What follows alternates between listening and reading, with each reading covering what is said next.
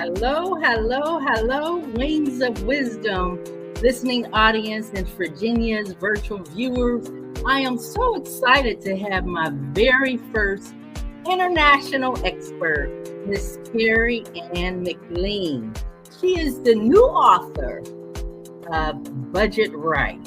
She came from poverty to her passion, which is financial freedom, budgeting right.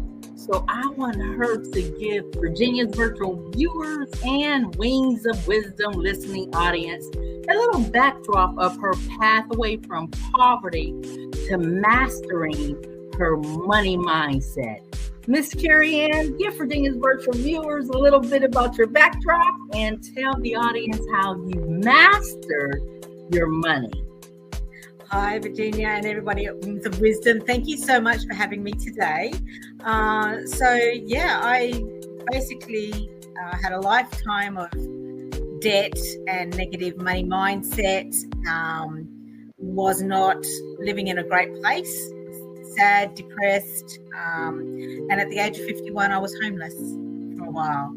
So at that point, I realized that I needed to take accountability and change my life. I have this hope inside me that, I can turn it around through the help of Jesus. It's just amazing. I went on this journey that was not easy. But now in my book, Budget Right, I share easy to follow tools that you can do it too. So that's a very short and sweet intro, and I'm sure we'll discuss it more. Yes. So if Kerry-Ann McLean can do it, Wings of Wisdom listening audience and Virginia's virtual viewers can do it too, right? Absolutely. Yes. When I was looking at your bio, there was 3 words that actually stood out to me the most, and the acronym is SAD, because you said you were stressed, you was ashamed, and you were also depressed.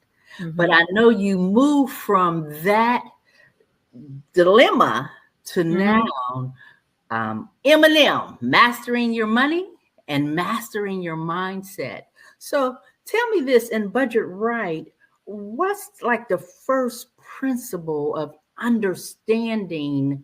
Like, I know you said you need to like understand the mindset first, and also the triggers that help, those individuals who are dealing with these obstacles. There's certain triggers that they have on this spending dilemma. So emphasize on that for me a little bit. For sure. So you need to, a lot of us in debt now have become what I would call mindless spenders. We don't put a value on our money. So what I recommend is, first you just need to stop, sit down and understand, why do you spend the way that you do, and what triggers you to go on a shopping spree or spend your money that's not in your budget. So once you identify, these have been my beliefs, this is why so some of the things could be learned behavior. You saw your parents or your family spend money this way. Sometimes it's status spending, which I love this explanation of status spending. It's spending money you don't have on things you don't need to impress people you don't like. So, keeping up with the Joneses, and, those people don't really care anyway. So just do what's right for you. So once you identify why you're spending the way you do, and if you have when you identify your spending triggers, so these are emotions or things that happen in your life that cause you to go out like, right, I'm going to spend money to make me feel better. So once you identify those, you can put a fix in place. It's not just identifying the problem. It's, okay, so we've got this problem. I'm angry, so I'm going to go shopping because I'm angry. What you will do is you will put a fixer in place. So when you become angry and you this is one of my spending triggers. So you put a fix in place. It's like, okay, instead of going shopping, I'm now going to, go for a walk in the garden, go sit down at home, read a book, call a friend, that type of thing. So you're putting something in place to avoid spending journey, that one for your spending triggers. So it's really your mindset. You need to think about what you're thinking about. And as most of us know, as a man thinketh, so is he. So what is in your mind? Just because you think of something, your thoughts create your reality. So if you have a negative mindset or a poverty mindset, that's what you're going to get. And you can change that through, changing your mind, changing your thoughts, changing your actions, changing your words as well. So it's the first step is to identify what brought you to this state that you're in with debt, and then to change it. And it will take time, but you can do it. If I can do it, anyone can do it. Wow, that is so powerful to shift your mindset. And you got to identify those triggers, and you got to, I love what you said, you got to think about what you're thinking about, because you're thinking this, but you're not thinking about what you're thinking about. You're just moving into action. That's right. Yes. Exactly. So it's intentional. I'm angry and I'm not going to do this. And you're putting a fixer in place. Yes. And I love the fact that you said Wings of Wisdom is built on biblical principles. Yes. A way a man thinketh, actually in his heart. Yes. So is he. So that's who he is. And in Proverbs 4:7, it talks about wisdom. And it said, wisdom is the principal thing. Therefore, get wisdom, and then in all you're getting, get understanding. So how does understanding, like truly understanding, the pathway that triggers you, your behaviors, how did that actually play an imperative role to help you shift? Yeah. So if you don't know you have a problem, you're not going to make any changes. Being not talking about your problem or identifying or calling it out for what it is not going to help you. You're just going to sit in shame and hide and not make any changes. So identifying these things and calling them out for what they are, changing your mindset, really makes you put things into action. So you need to change from, all right, I'm never going to have enough. I don't, money's hard to come by. I'll never own a house, or all this type of thing, to, you know what, I am a good steward of my money. I reap what I sow, because that's true. You do. If you're going to spend money on and not use it for a good use, you're actually sowing into garbage. So really look at all your actions and your thoughts and really step up, because God's going to give you the grace to walk through this. It's not going to be easy, but he's going to give you that grace to walk through it, and just rely on him. If you fall down, because nothing's going to, click your fingers and everything's changed. It's not going to happen that way. But just keep taking those steps that you need to take, and have the belief that, the money that you have, God's entrusted that to you. So use it wisely and learn how to use it wisely, because if you don't learn, you won't know how. Yes. All these biblical principles, reap what you sow, and I am a good steward. Those are affirmatives. Yes. That you have to say to yourself. And I know this is your passion, and you came from poverty, homelessness, addiction. So what shifted for you? When was that pivotal moment when you said to yourself, I got to get out of this? Was there something that transpired to make you not only get out of it, be financially free, but become an author and, on this accelerated journey to now helping others that's in the same situation that you're in? Absolutely. Well, I, throughout my life, through depression and not managing money, because money is a big thing and can cause a lot of people emotional problems as well. And the addictions that I had were gambling and alcohol addictions, which I share in the book. So they obviously didn't help with money either. So, you know, there were a few times had suicidal thoughts, but I have always had this hope in Jesus that, okay, how is this going to play out? It has to get better. This can't be it. You know, this is not my story. So when I actually became before I became homeless, though, I decided to, okay, learn how to budget. So I did that and I paid out my debt and I thought, great.